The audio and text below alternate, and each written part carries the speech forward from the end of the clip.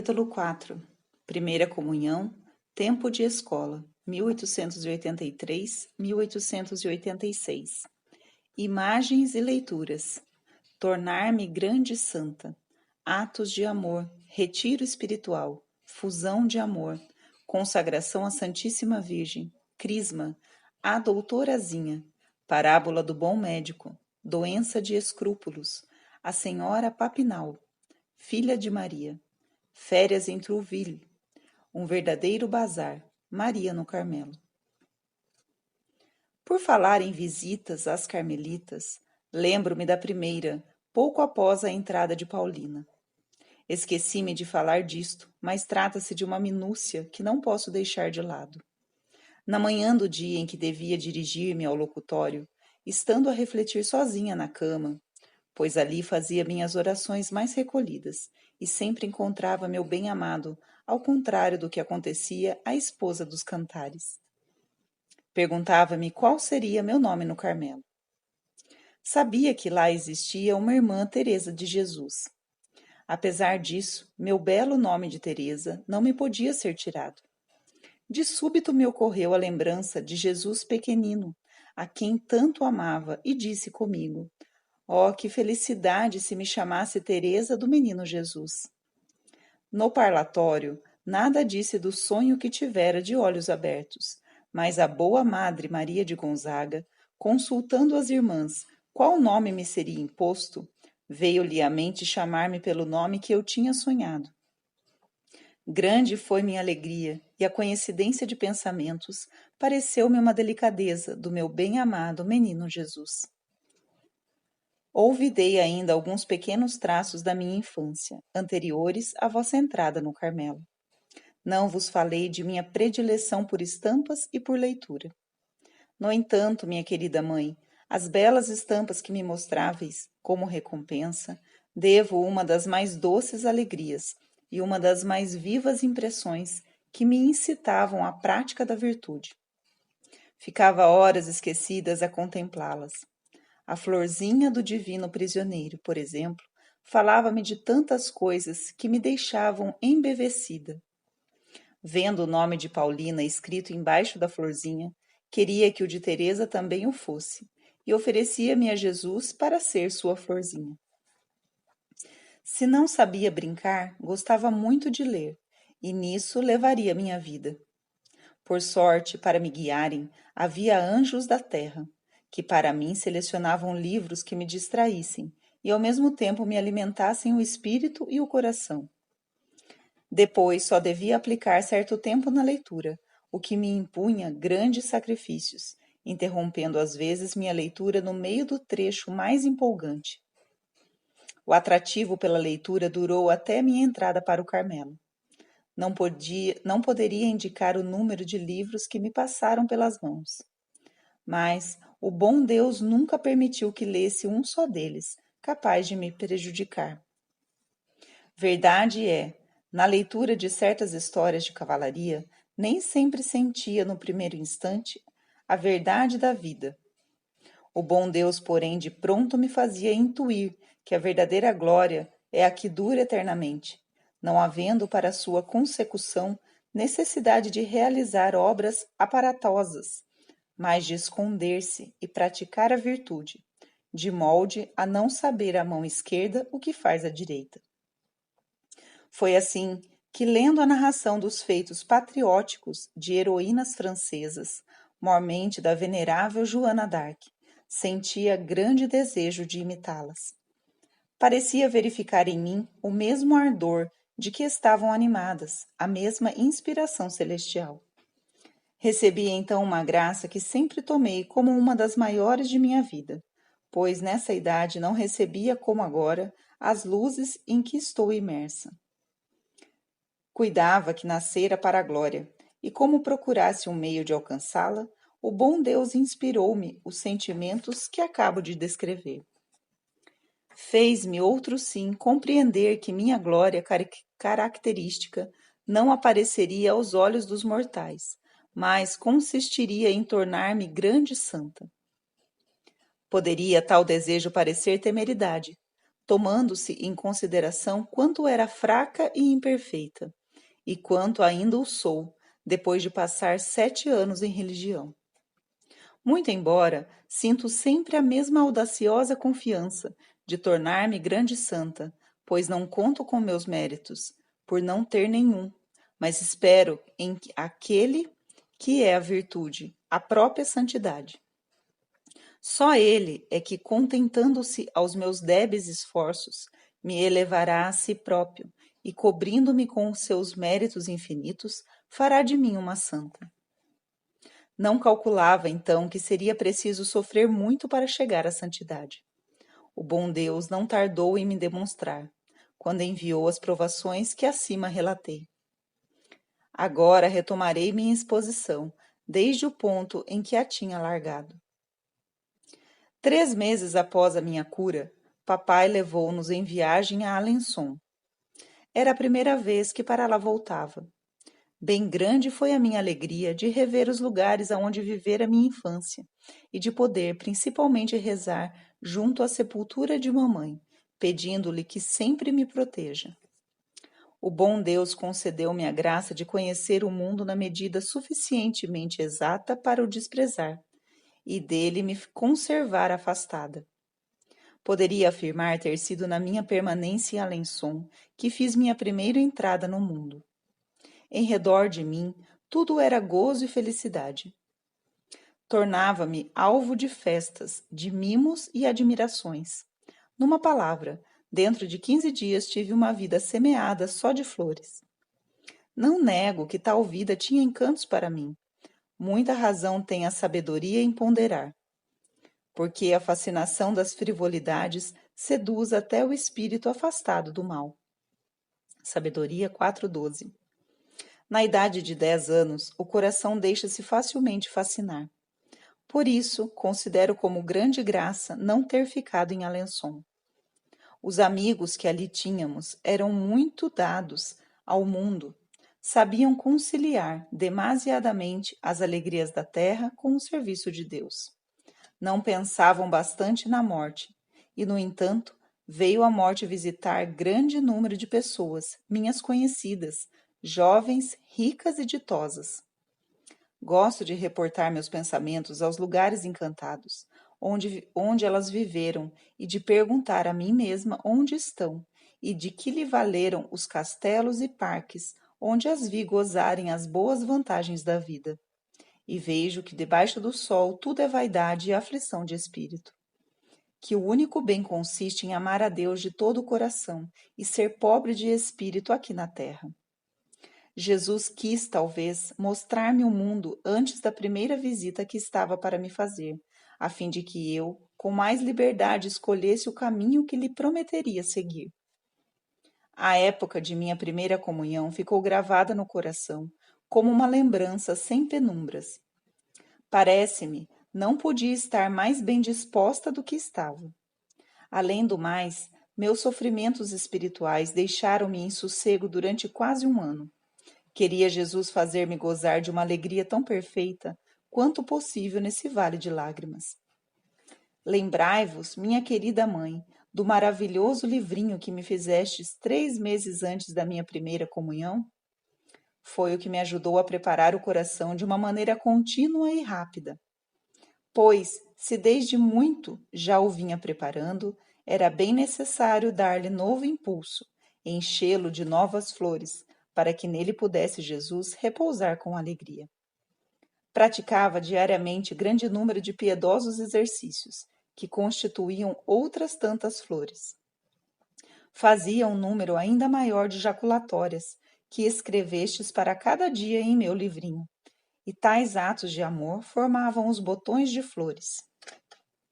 Cada semana escrevíeis uma linda cartinha, que enchia minha alma de profundos pensamentos, e me ajudava a praticar a virtude.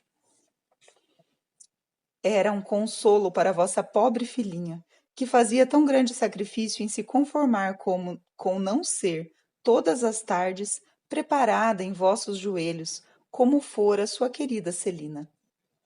No meu caso, era Maria que fazia as vezes de Paulina. Eu sentava sobre seus joelhos e nessa posição escutava com avidez o que me dizia. Parecia-me que todo o seu coração, tão grande, tão generoso, se transferia para dentro de mim. Como guerreiros famosos ensinam aos filhos o traquejo das armas, assim também ela me falava dos combates da vida, da palma outorgada aos vitoriosos. Maria falava-me ainda das imorredouras riquezas que são fáceis de juntar todos os dias, da infelicidade de passar ao largo, sem querer dar-se ao trabalho de estender a mão para as agarrar. Depois, mostrava-me o meio de ser santa pela fidelidade nas mínimas coisas. Deu-me o folheto sobre a renúncia, que eu meditava com toda a delícia. Oh, como era eloquente minha querida madrinha! Quisera que não fosse a única a ouvir-lhe os profundos ensinamentos. Sentia-me tão enternecida que em minha ingenuidade acreditava que os maiores pecadores ficariam comovidos como eu. Deixariam então suas riquezas perecíveis e já não quereriam ganhar outras senão as provenientes do céu. Nessa época, ninguém ainda me ensinara o modo de fazer oração, apesar da grande vontade que tinha de aprendê-lo. Como, porém, me achava bastante piedosa, Maria só me deixava fazer minhas preces. Um dia, uma das minhas mestras da abadia me perguntou o que fazia nos dias de folga, quando estava sozinha. Respondi-lhe que me punha atrás de minha cama, num vão que ali havia, fácil para mim de fechar com um cortinado, e nesse lugar ficava a pensar. Mas em que pensáveis? Perguntou-me. Penso no bom Deus, na vida, na eternidade. Afinal, penso. Muito se divertiu a boa religiosa à minha custa. Mais tarde, gostava de me fazer lembrar o tempo em que pensava e perguntava-me se ainda me punha a pensar. Compreendo agora que sem o saber fazia oração e que o bom Deus já me instruía em segredo. Depressa se passaram os 3 meses de preparação.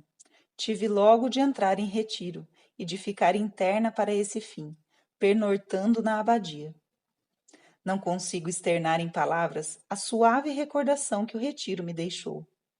Na verdade, se muito padeci como interna, grande compensação me coube no inefável gozo dos poucos dias que passei à espera de Jesus.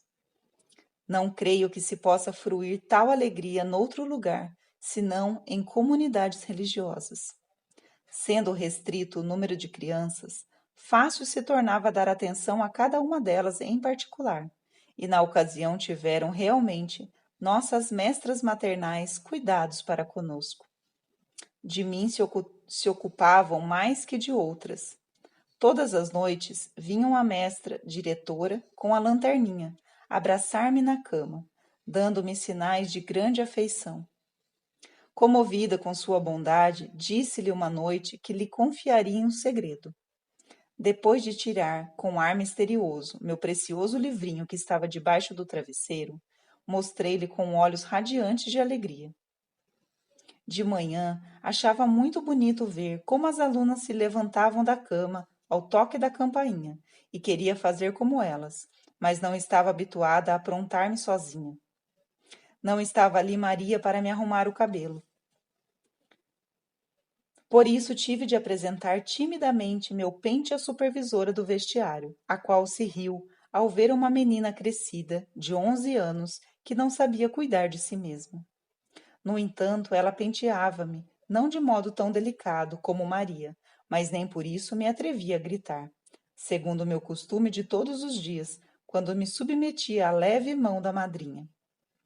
No retiro, averiguei que era uma criança cercada de mimos e atenções, como poucas o serão na terra, antes de tudo entre crianças órfãos de mãe. Diariamente vinham Maria e Leônia visitar-me em companhia de papai, que me cumulava de mimos, de sorte que não sofri com a privação de estar longe da família, e nada ofuscou o lindo céu do meu retiro. Escutava com muita atenção as instruções que o senhor padre Domim nos dava, e delas fiz até um apanhado. Quanto aos meus próprios pensamentos, não quis anotar nenhum, alegando que os conservaria bem de memória, o que foi verdade. Para mim era grande satisfação acompanhar as religiosas a todos os ofícios. No meio de minhas companheiras, atraía a atenção por causa de um grande crucifixo que Leônia me tinha dado e que eu metia na cintura à maneira dos missionários. O crucifixo despertava a inveja das religiosas. Cuidavam que, andando com ele, queria imitar minha irmã Carmelita. Oh, realmente era para ela que se dirigiam meus pensamentos. Sabia que minha Paulina estava em retiro como eu, não para que Jesus se desse a ela, mas para ela se dar a Jesus. Por conseguinte, a solidão que passei em expectativa era-me duplamente querida. Tenho a recordação de que uma manhã me passaram para a enfermaria, porque estava tossindo muito. Desde minha doença, as mestras tinham grande cuidado comigo. Por ligeira dor de cabeça, ou quando me vissem mais pálida do que de costume, mandavam-me respirar ao ar livre e repousar na enfermaria. Vi entrar minha querida Celina, que, não obstante o retiro, obtivera permissão de visitar-me, para me oferecer um santinho, que me causou grande prazer. Era a florzinha do divino prisioneiro. Oh, como me foi grato receber tal lembrança das mãos de Celina! Quantos pensamentos de amor não tive por causa dela! Na véspera do grande dia, recebi a absolvição sacramental pela segunda vez. A confissão geral deixou-me grande paz na alma, e o bom Deus não permitiu que a mais leve dúvida a perturbasse. No correr da tarde, pedi perdão a todos da família que vieram visitar-me, mas não conseguia falar senão através de minhas lágrimas. Estava por demais comovida. Paulina não estava presente, mas pelo coração senti que se mantinha junto a mim.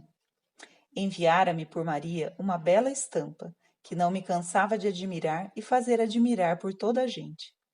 Escrevera ao bom padre Pichon para me recomendar as suas orações. Dissera-lhe também que logo me tornaria carmelita, e então seria ele meu diretor. Com efeito, foi o que aconteceu 4 anos mais tarde, pois no Carmelo lhe abri minha alma. Maria entregou-me uma carta dele. Na verdade, senti-me sobremaneira feliz. Chegavam-me simultaneamente todas as felicidades. O que me causou mais prazer em sua carta foi esta frase: amanhã subirei ao sagrado altar, e a intenção será por vós e por vossa Paulina. No dia 8 de maio, Paulina e Teresa se uniram cada vez mais, pois Jesus parecia confundi-las, inundando-as de suas graças. Raiou, enfim, o mais belo de todos os dias. Quão inefáveis não são as recordações de que na alma me deixaram as mínimas circunstâncias desse dia de céu.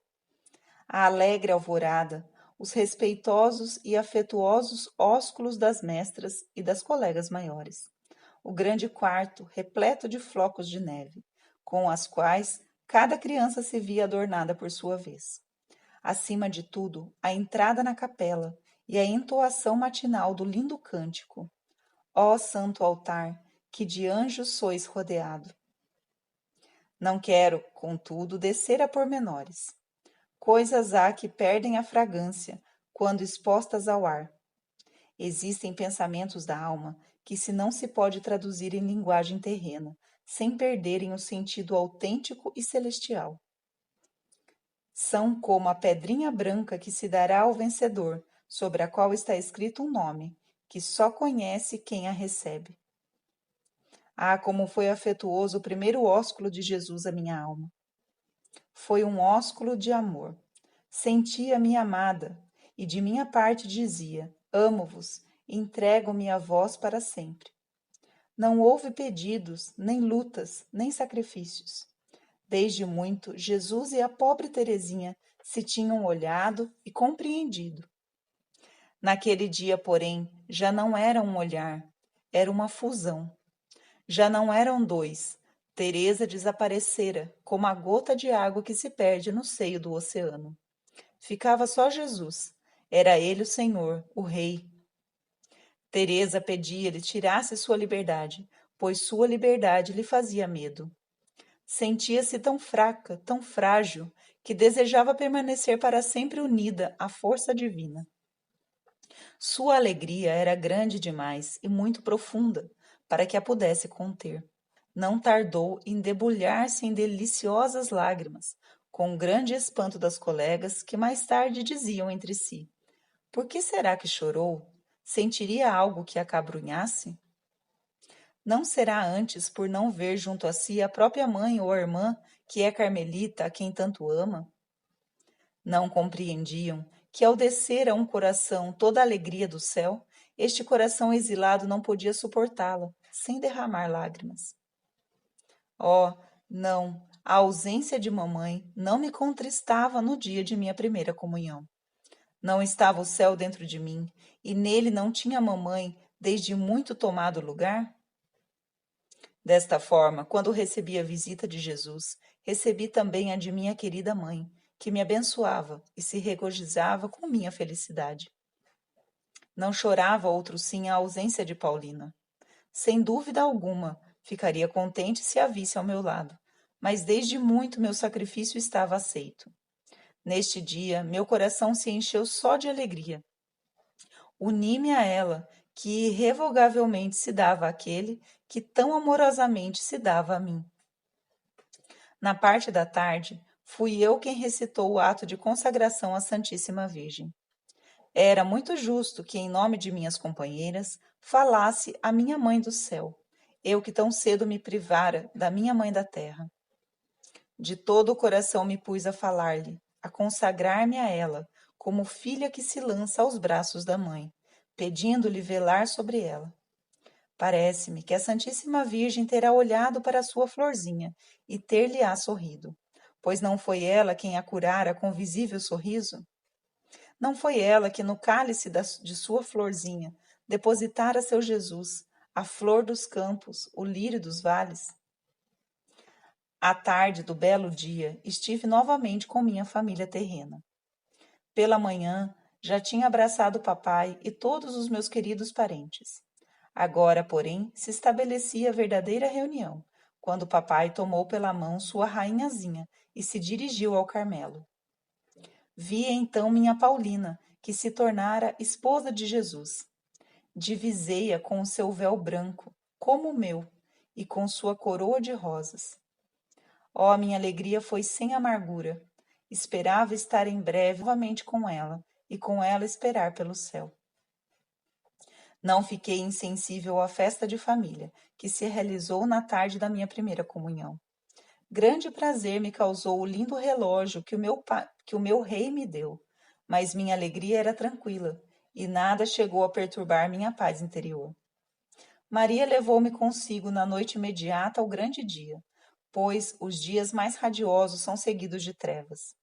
Sem acaso, será só o dia da primeira e única, da eternal comunhão do céu. O dia que se seguiu à minha primeira comunhão foi ainda um dia bonito, mas repassado de melancolia. Toda a linda roupa que Maria me tinha comprado, todos os presentes recebidos, não me enchiam o coração. Não havia senão Jesus que pudesse contentar-me. Anelava pelo momento em que me fosse dado recebê-lo pela segunda vez. Cerca de um mês após a minha primeira comunhão, fui confessar-me para a festa da Ascensão e animei-me a pedir licença de fazer a Santa Comunhão. Contra toda a expectativa, o senhor sacerdote me permitiu, e coube-me a felicidade de ajoelhar-me à sagrada mesa, entre papai e Maria. Que doce recordação não guardei da segunda visita de Jesus. Desta vez ainda, corriam minhas lágrimas com inefável doçura. Sem cessar repetia a mim mesma as palavras de São Paulo. Já não sou eu que vivo. Jesus é quem vive em mim. A partir dessa comunhão, meu desejo de receber o bom Deus tornou-se cada vez maior. Obtive permissão de fazê-lo em todas as festas principais. Na véspera desses ditosos dias, Maria punha-me à noite sobre os seus joelhos e preparava-me, como fizera a minha primeira comunhão. Tenho lembrança de que certa vez falou-me a respeito do sofrimento, dizendo-me que provavelmente não andaria por tal caminho, mas que o bom Deus sempre me carregaria, como se faz com uma criança. No dia seguinte, depois de ter comungado, as palavras de Maria voltaram-me ao pensamento. Senti nascer no coração grande desejo de sofrer, e ao mesmo tempo a íntima segurança de que Jesus me reservava grande número de cruzes. Senti-me inundada de tão grandes consolações que as considero como uma das maiores graças de minha vida. O sofrer tornou-se-me um atrativo. Tinha encantos que me arrebatavam, sem os conhecer com clareza. Até então, sofria sem amar o sofrimento. Desde aquele dia senti por ele verdadeiro amor. Sentia também o desejo de amar só a Deus, de não encontrar alegria senão nele. Muitas vezes repetia em minhas comunhões as palavras da imitação de Cristo. Ó Jesus, doçura inefável, convertei-me em amargura todas as consolações da terra. Esta oração me saía dos lábios sem esforço, sem constrangimento. Vinha-me a impressão de que a repetia, não por minha vontade, mas como criança que repete as palavras que uma pessoa amiga lhe sugere. Mais adiante, minha querida mãe, dir-vos-ei como aprove a Jesus realizar meu desejo, como só ele sempre foi minha inefável doçura. Se disso vos falava desde já, seria obrigada a antecipar-me ao tempo de minha adolescência. Ainda me restam minhas particularidades de minha infância, que vos devo contar. Pouco tempo depois da minha primeira comunhão, entrei em novo retiro para a Crisma. Tinha-me preparado com bastante empenho para receber a visita do Espírito Santo. Não conseguia compreender que se não dê maior cuidado à recepção deste sacramento de amor. De ordinário, fazia um só dia de retiro para a Crisma.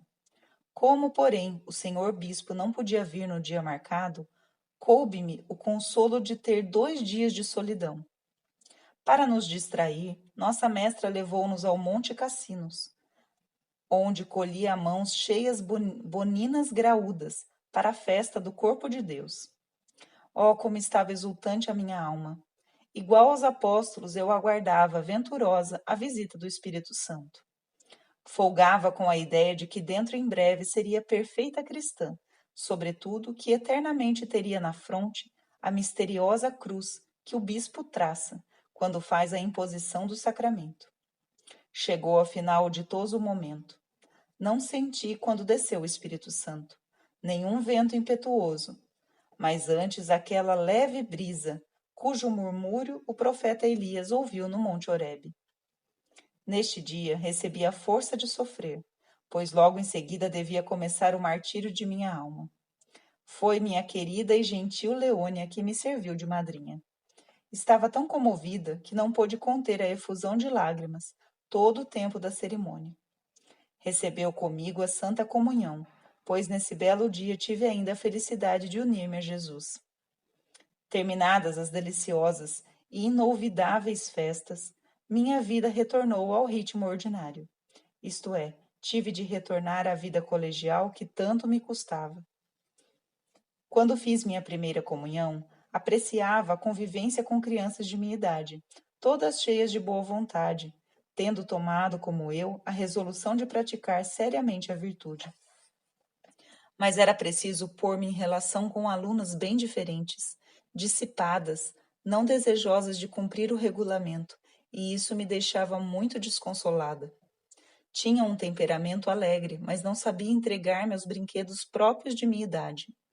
No recreio, apoiava-me muitas vezes contra uma árvore, contemplando dali o andamento do jogo, enquanto me entregava a sérias reflexões. Inventara um jogo que me agradava. Era o de enterrar as pobres avezinhas, que encontrávamos mortas debaixo das árvores. Muitas alunas tiveram gosto em ajudar-me, de sorte que nosso cemitério se tornou muito bonito, plantado de árvores e flores, proporcionais ao tamanho de nossas avezinhas. Gostava outro sim de contar histórias. Inventava-as na medida que me vinham à imaginação. Minhas colegas rodeavam-me com entusiasmo e de vez em quando alunas maiores intrigavam ao grupo de ouvintes. Ia continuando a mesma história por vários dias, pois tinha prazer em torná-la cada vez mais interessante, na proporção que vinha as impressões despertadas, marcadas na fisionomia de minhas companheiras. Logo, porém, a mestra me proibiu continuar minha atividade oratória, pois queria ver-nos brincar e correr, e não discorrer. Apanhava com facilidade o sentido das matérias que me aprendia, mas tinha dificuldade em aprender palavra por palavra. Por isso, quanto ao catecismo, no ano que precedeu minha primeira comunhão, pedia quase todos os dias a permissão de aprendê-lo no tempo dos recreios. Meus esforços coroaram-se de bom êxito, e sempre fui a primeira. Perdendo casualmente meu lugar por causa de uma única palavra esquecida, minha dor manifestava-se por lágrimas amargas, que o padre Domim não sabia como estancar. Estava muito satisfeito comigo, quando não chorava, e chamava-me sua doutorazinha, por causa de meu nome Teresa. Certa vez, a aluna que vinha depois de mim não soube formular a arguição de catecismo para sua colega.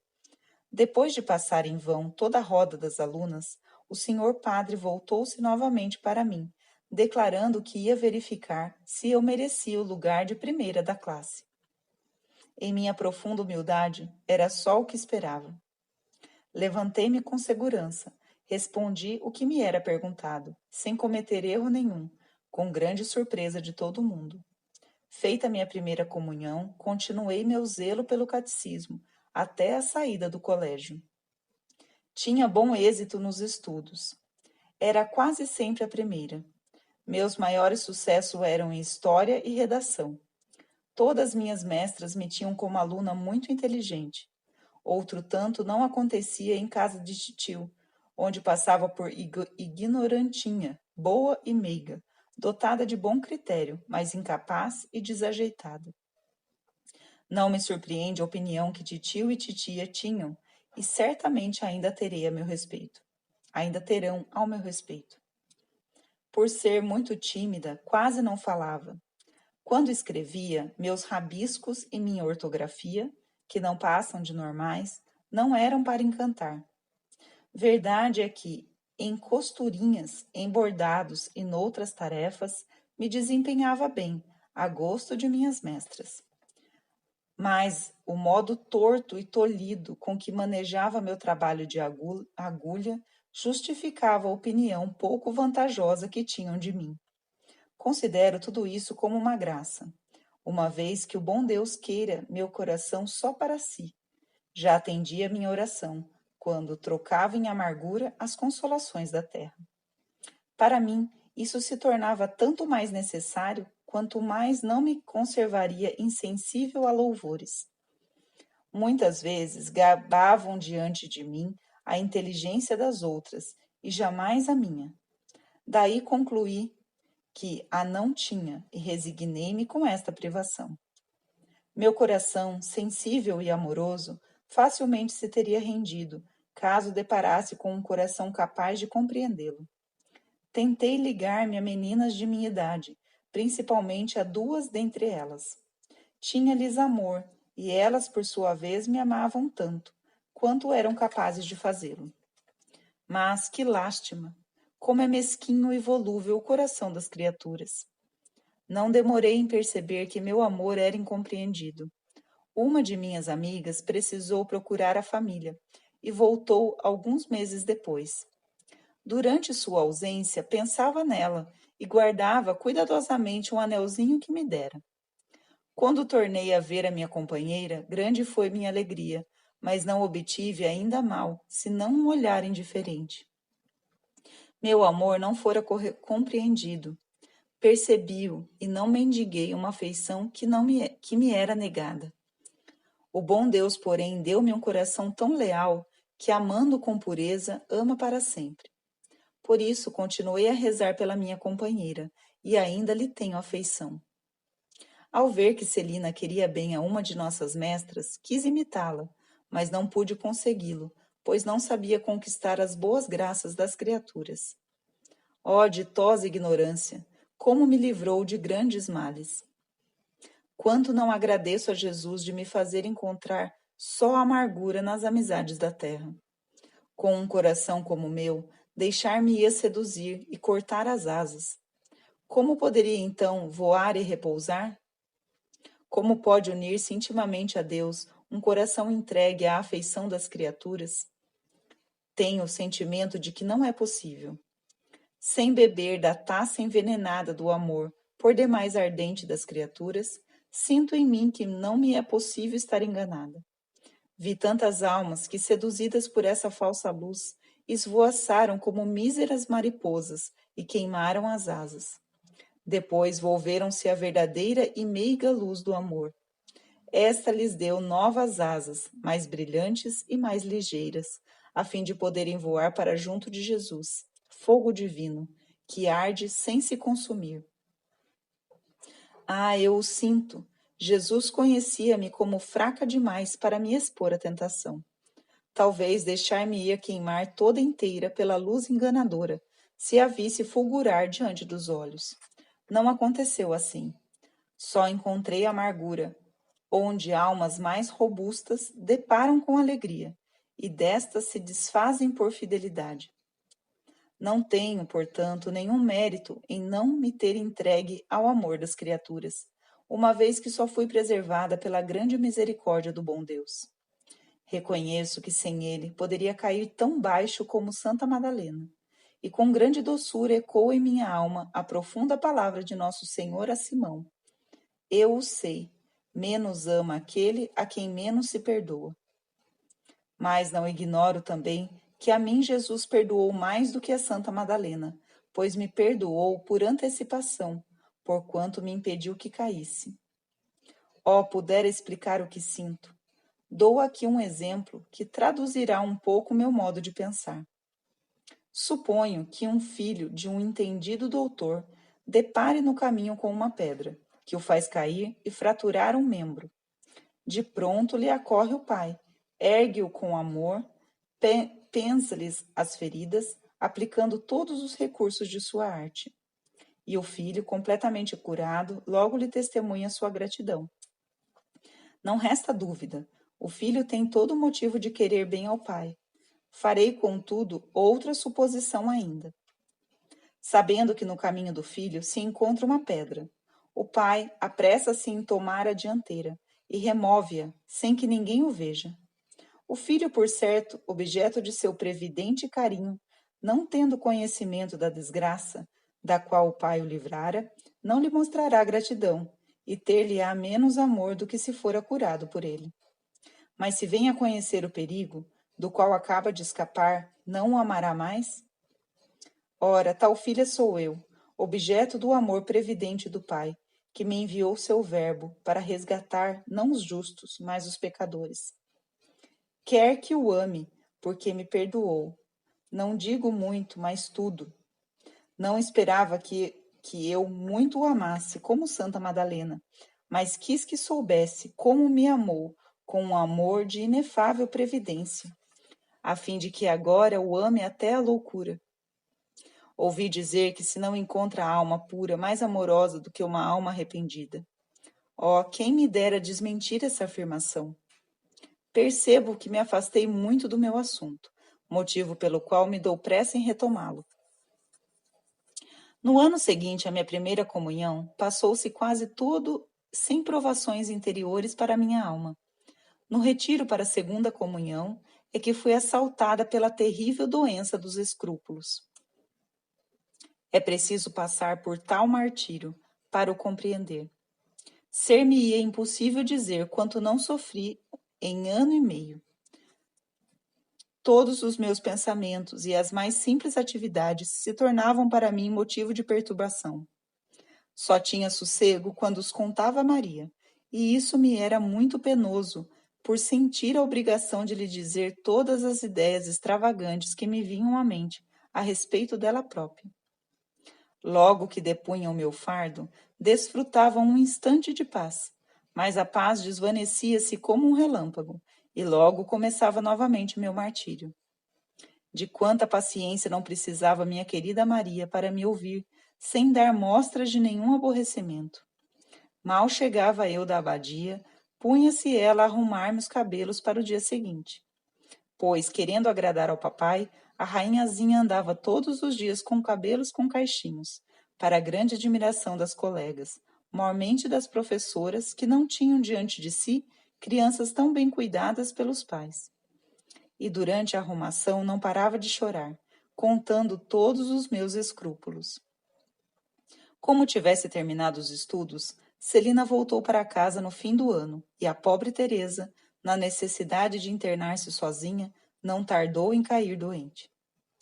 O único encanto que a retinha em internato era o de viver em companhia de sua inseparável Celina, sem a qual sua filhinha já não poderia ali continuar. Deixei, pois, a abadia na idade de 13 anos e continuei minha educação, tomando várias aulas semanais em casa da senhora Papinal. Era uma pessoa boníssima, muito instruída, com uns ares de solteirona. Vivia com a mãe e encantava ver-se o pequeno lar, que juntas constituíam a três, pois a gata fazia parte da família, devendo eu admitir que ronronasse, deitada sobre meus cadernos, e manifestar até minha admiração pela sua graciosidade. Houve para mim vantagem de viver na intimidade da família. Como os Bussonnet ficava muito longe para as pernas, já um tanto envelhecidas de minha professora, pedira a ela que fosse tomar as aulas em sua casa. Ao chegar, encontrava ordinariamente a velha senhora Cochain. Fitava-me com seus olhos grandes e límpidos, e depois chamava com voz descansada e criteriosa: Senhora Papinal e a senhorita Teresa. Já chegou. A filha respondia-lhe prontamente com voz infantil: Aqui estou, mamãe. E logo começava a aula.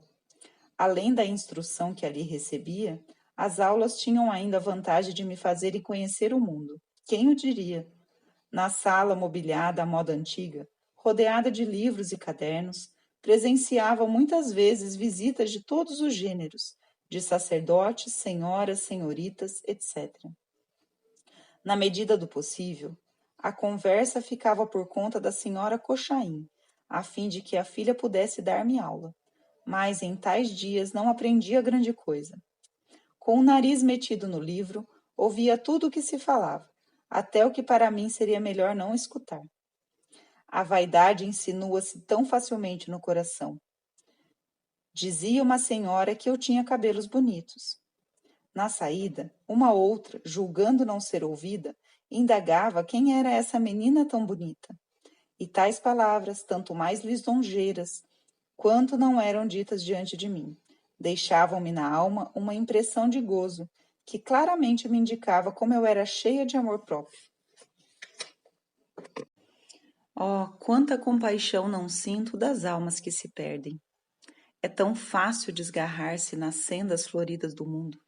Não há dúvida, para uma alma mais formada, a doçura que ele oferece vem mesclada de amargura, e o imenso vácuo dos desejos não poderia preencher-se com louvores momentâneos. No entanto, se meu coração, desde o seu despertar, não se erguera até Deus, se o mundo me tivera sorrido desde minha entrada na vida, que teria acontecido comigo? Ó minha mãe querida, com que gratidão canto as misericórdias do Senhor. De acordo com as palavras da sabedoria, não foi ele que me retirou do mundo, antes que meu espírito se pervertesse com sua malícia e que suas enganosas aparências me seduzissem a alma? A Santíssima Virgem também velava sobre sua florzinha.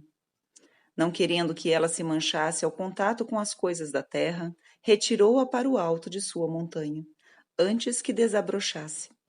Enquanto aguardava o ditoso momento, Teresinha crescia no amor à sua mãe do céu. Para lhe dar prova desse amor, praticou uma ação que muito lhe custou, que, a despeito de sua extensão, vou narrar em poucas palavras. Quase logo depois de minha admissão na abadia, fui recebida na Associação dos Santos Anjos. Apreciava muito as práticas de devoção que se me impunham, pois sentia um atrativo todo particular em rezar aos bem-aventurados espíritos do céu, especialmente ao que o bom Deus me dera para ser companheiro do meu exílio. Algum tempo depois da minha primeira comunhão, a fita de aspirante à filha de Maria substituiu a dos Santos Anjos. Antes, porém, de ser admitida na Associação da Santíssima Virgem, deixei a abadia. Por ter saído antes de concluir os estudos, não me era facultada a admissão como antiga aluna. Considerando, contudo, que todas as minhas irmãs tinham sido filhas de Maria, tive receio de ser, menos do que elas, filha de minha Mãe do Céu. E fui com toda a humildade, apesar do muito que me custava, pedir a licença de ser recebida na Associação da Santíssima Virgem na abadia. A primeira mestra não quis recusar-me, mas pôs como condição que 2 vezes por semana me recolhesse uma tarde na abadia, para mostrar-se se era digna de ser admitida. Bem ao invés de me causar prazer, a concessão foi-me custosa ao extremo. Não tinha, como outras antigas alunas, uma professora amiga com a qual pudesse passar algumas horas. Contentava-me, por conseguinte, em cumprimentar a professora e depois trabalhava em silêncio até ao fim das aulas de trabalho. Ninguém me dava atenção e por isso subi à tribuna do coro da capela, ficando diante do Santíssimo Sacramento até o momento em que papai ia buscar-me. Esta era minha exclusiva consolação. Não era Jesus meu único amigo? Não conseguia falar senão com ele. Fatigava minha alma conversar com as criaturas, ainda que se tratasse de conversas piedosas. Sentia que era maior vantagem falar com Deus do que falar de Deus, pois em conversas espirituais se intromete muito amor próprio. Oh, bem era única e exclusivamente pela Santíssima Virgem que me apresentava na abadia.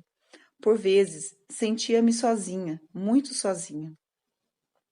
Como nos dias de minha vida de semi-interna, quando triste e doente no grande pátio, repetia as palavras que sempre me fizeram renascer paz e alento no coração. A vida é tua embarcação e não tua morada. Quando ainda pequenina, estas palavras me restituíam a coragem. Ainda agora, a despeito dos anos que apagam tantas impressões da piedade infantil, a imagem da embarcação enleva minha alma, ajudando-lhe a suportar o exílio. Não nos diz também a sabedoria que a vida é como uma nau que sulca as ondas agitadas e de cuja rápida passagem não fica nenhum vestígio? Quando penso tais coisas, minha alma submerge no infinito. Afigura-se-me que já abordo a praia da eternidade. Afigura-se-me receber os amplexos de Jesus. Creio avistar minha Mãe do Céu, que me vem ao encontro na companhia do papai, da mamãe, dos 4 anjinhos. Creio, afinal, gozar para sempre da verdadeira vida eterna em família. Antes de ver a família congregada no lar paterno dos céus, devia ainda passar por muitas separações. No ano de minha admissão como filha da Santíssima Virgem, ela arrebatou-me minha querida Maria, único esteio de minha alma. Era Maria quem me guiava, consolava, ajudava a praticar a virtude. Era meu único oráculo. Sem dúvida, Paulina já ficara muito antes dentro do meu coração, mas estava longe, bem longe de mim. Sofrera um martírio para me habituar a viver sem ela, por ver entre nós muros intransponíveis. Mas, afinal de contas, acabei aceitando a triste realidade.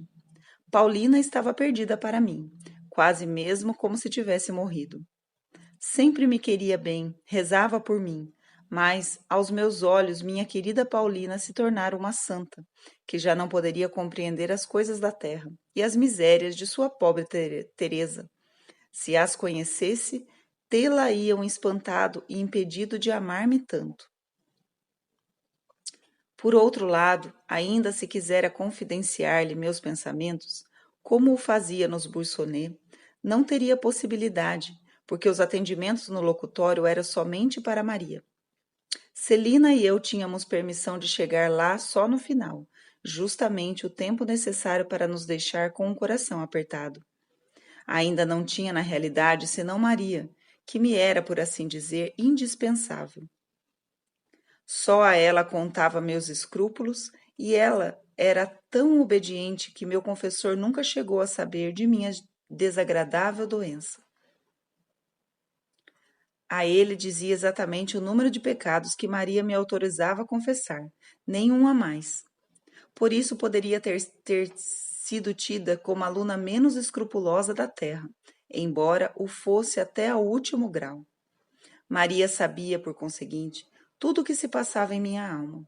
Sabia também dos meus desejos a respeito do Carmelo, e eu a amava tanto que não podia viver sem ela. Titia convidava-nos todos os anos a irmos, uma vez por mês, à sua casa em Trouville. Gostava muito de ir lá, mas em companhia de Maria. Não a tendo comigo, ficava muito aborrecida. Uma vez, entretanto, sentia-me satisfeita em Trouville. Foi no ano da viagem de papai a Constantinopla. Para nos distrair um pouco, pois estávamos desgostosas por saber papai a tão grande distância, Maria mandou-nos, a Celina e a mim, passar 15 dias à beira-mar. Tive ali muita distração, porque minha Celina estava comigo. Titia arranjava-nos todos os passatempos possíveis. Montaria em jumentinho, pesca de apodes, etc. Era ainda muito criança, apesar dos meus 12 anos e meio. Lembro-me de minha satisfação quando punha as lindas fitas azul celeste que titia me dera para os cabelos. Lembro-me também de ter confessado em Trouville até essa alegria infantil. Representava-me que fosse um pecado. Uma tarde fiz uma experiência que me surpreendeu bastante. Maria Guerin, que vivia quase sempre adoentada, choramingava de vez em quando. Titia então fazia-lhe carícias. Dizia-lhe os nomes mais afetuosos, e minha querida priminha nem por isso parava de dizer, toda lacrimosa, que estava com dor de cabeça. Ora, eu que quase todos os dias também tinha dor de cabeça, e nunca me queixava, quis uma tarde imitar Maria. Senti, pois, a obrigação de choramingar numa poltrona ao canto da sala. Joana e titia logo se aproximaram de mim, perguntando-me o que tinha. Respondi igual a Maria: estou com dor de cabeça. Parece que não me saí muito bem no modo de queixar-me, pois nunca pude convencê-las de ter sido dor de cabeça que me fizera chorar. Em vez de me afagarem, falaram comigo como se fala com gente grande. Da sua parte, Joana censurou-me por falta de confiança na titia, pois julgava que eu estava às voltas com alguma inquietação de consciência. Afinal, aprendi à própria custa, tomando a firme resolução de não imitar mais os outros, e entendi a fábula de o asno e o cachorrinho. Eu representava o asno, que, vendo as carícias que se faziam ao cachorrinho, ergueu a pesada pata sobre a mesa, para receber seu quinhão de beijos. Mas, se não levei pancadas, como o mísero animal, recebi realmente a moeda de minha paga, moeda que me curou por toda a vida do desejo de atrair atenção. Só o esforço que nisso apliquei custou-me caro demais. No ano seguinte, que era o da partida de minha querida madrinha, titia ainda me convidou, mas desta vez a mim sozinha. Mas tão desabientada fiquei, que ao cabo de 2 ou 3 dias adoeci, e foi preciso que me fizessem voltar para Lisieux. Minha doença, que temiam como grave, não passava de uma nostalgia dos Bussonnet. Mal pus os pés ali, voltou a saúde.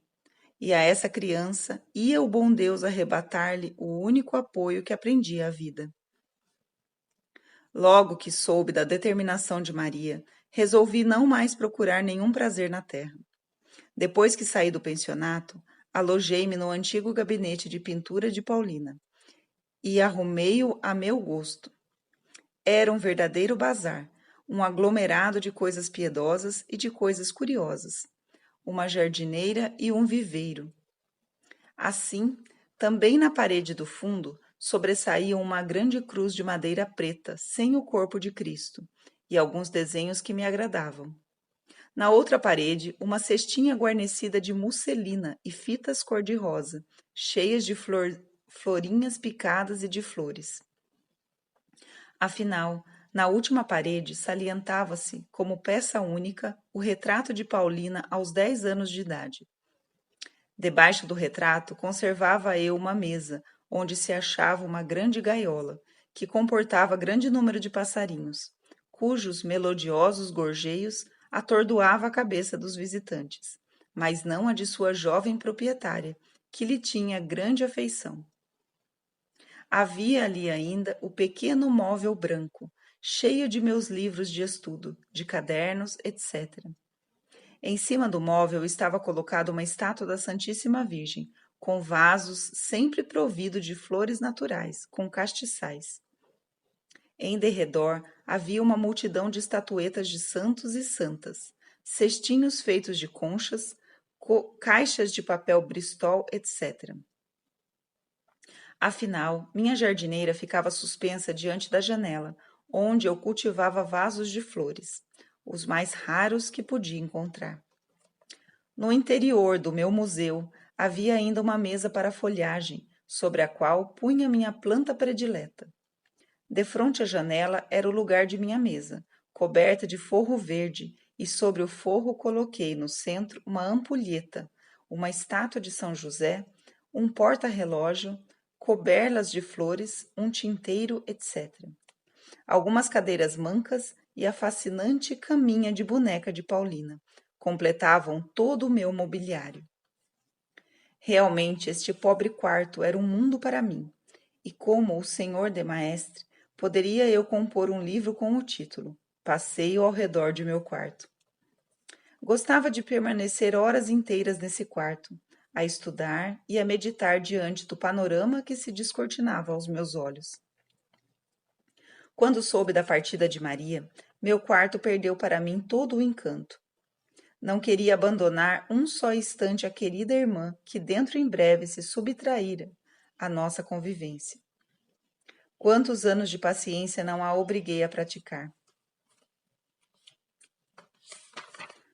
Todas as vezes que passava diante da porta de seu quarto, batia até que ela abrisse e abraçava-a de todo o coração. Queria fazer provisão de beijos por todo o tempo que ficara sem eles. Um mês antes da sua entrada no Carmelo, papai levou-nos a Alençon. Mas a viagem ficou longe de assemelhar-se à primeira, porque tudo se me converteu em tristeza e amargura.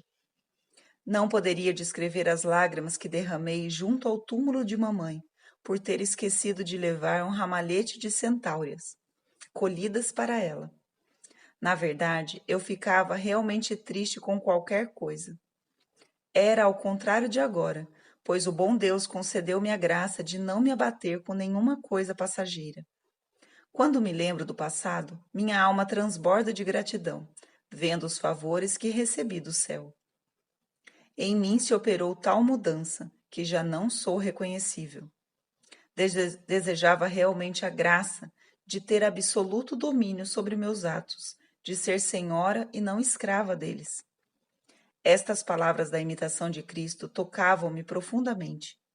Mas, por meus desejos, por assim dizer, devia adquirir essa inestimável graça.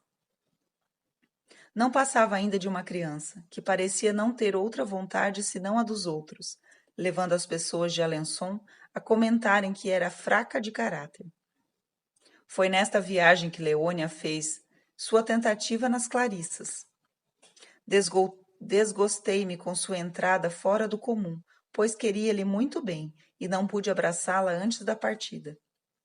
Jamais esquecerei a bondade e a perplexidade de nosso pobre paizinho, quando nos veio comunicar que Leônia já estava revestida com o hábito de Clarissa. Tanto como nós, achava que era muito singular, mas não quis fazer nenhum comentário, vendo quanto Maria se contrariava. Levou-nos ao convento, onde senti um aperto de coração como jamais o tivera à vista de um mosteiro. Em mim produziu uma impressão oposta à do Carmelo, onde tudo me dilatava a alma. A apresentação das religiosas também não me encantou, e não me senti tentada a ficar entre elas. No entanto, nossa pobre Leônia tinha boa aparência em sua nova roupagem. Deu-nos que lhe fitássemos bem os olhos, porque já não tornaríamos a vê-los. uma vez que as Clarissas só se apresentam de olhos baixos. Mas o bom Deus contentou-se com 2 meses de sacrifícios, e Leônia tornou a mostrar nos seus olhos azuis, muitas vezes rasos de lágrimas. Quando deixei Alençon, julgava que ela permaneceria com as Clarissas, e por isso me afastei da tristonha rua da meia-lua, com muita vontade de chorar. Já não éramos mais do que 3, e dentro em breve nossa querida Maria também teria de deixar-nos. 15 de outubro foi o dia da separação. Da alegre, nossa família dos Bursonnet, só ficavam as 2 últimas filhas. As pombas tinham fugido do ninho paterno. As restantes quereriam, por sua vez, levantar voo atrás delas, mas as asas eram débeis demais para que pudessem levantar o voo. O bom Deus, que queria chamar a si a menor e a mais franzina de todas, apressou-se em desenvolver suas asas. Ele, que se compraz em mostrar sua bondade e seu poder, lançando mão dos instrumentos menos dignos, houve por bem chamar-me a mim antes de Celina, indubitavelmente muito mais merecedora desse favor. Jesus, porém, sabia quanto eu era fraca, e por esse motivo escondeu-me, como primeira, na fenda do rochedo. Quando Maria entrou para o Carmelo, eu ainda era muito escrupulosa. Já não podendo confiar-me a ela, voltei-me para o lado dos céus. Foi aos 4 anjinhos, meus predecessores lá no alto, que me dirigi, com a ideia de que suas almas inocentes, por não terem jamais conhecido inquietações nem temores, deviam compadecer-se de sua pobre maninha, que sofria aqui na terra. Falava-lhes com ingenuidade de criança, e fazia-lhes ver que, sendo a caçula da família, tinha sido sempre a mais estremecida, a mais contemplada com carinhos por parte de minhas irmãs, e que eles, por certo, também me teriam dado provas de afeição, se tivessem continuado aqui na terra. Sua partida para o céu não me parecia motivo de me esquecerem. Pelo contrário, estando em condições de aurir os tesouros divinos, neles poderiam buscar a paz para mim e mostrar-me assim que no céu a gente ainda sabe amar. A resposta não se fez esperar. A paz logo me inundou a alma com sua deliciosa exuberância, e compreendi que, se era amada aqui na terra, também o era lá no céu. Desde aquele momento cresceu minha devoção para com meus irmãos. Gosto de entreter-me muitas vezes com eles, de falar-lhes das tristezas do exílio, do meu desejo de logo juntar-me a eles novamente na pátria.